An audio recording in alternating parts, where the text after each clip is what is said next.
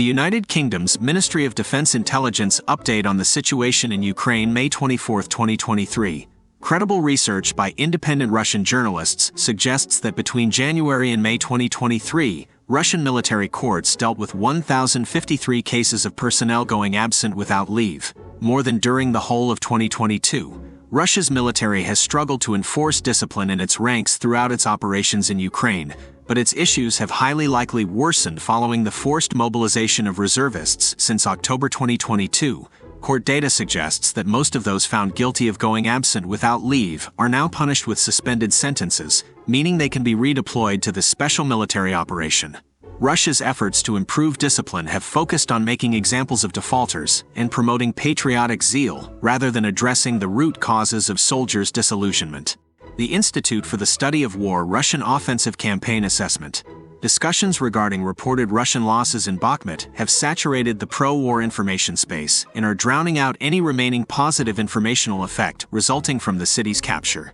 Wagner Group financier Yevgeny Prigozhin claimed during an interview with Russian political strategist Konstantin Dolgov on May 23 that Wagner lost 10,000 convict recruits and 10,000 full-time professional Wagner fighters killed in action over the course of the battle for Bakhmut.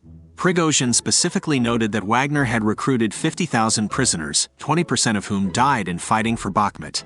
Russian mill bloggers immediately seized on the reported losses, thereby shifting the overall Russian conversation away from discussions of the significance of the capture of Bakhmut and towards amplifying speculation surrounding the reported losses. The nationalist pro-war faction, exemplified by the views of former Russian officer Igor Girkin, commented on the massive scale of the reported losses and speculated that real losses may be much higher. Russian politician Viktor Alksnis simply remarked that the Soviet army lost far fewer soldiers, 15,051, in 9 years in Afghanistan.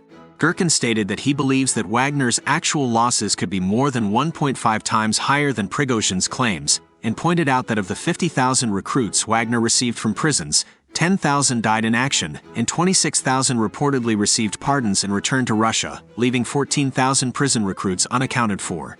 Girkin suggested that a large portion of these 14,000 unaccounted for prison recruits may have also been killed in action, and claimed that Wagner has likely suffered more than 40,000 killed in action. Another Russian mill blogger, by contrast, praised Prigozhin for being open about the scale of losses and stated that the Russian Ministry of Defense would have hidden such figures.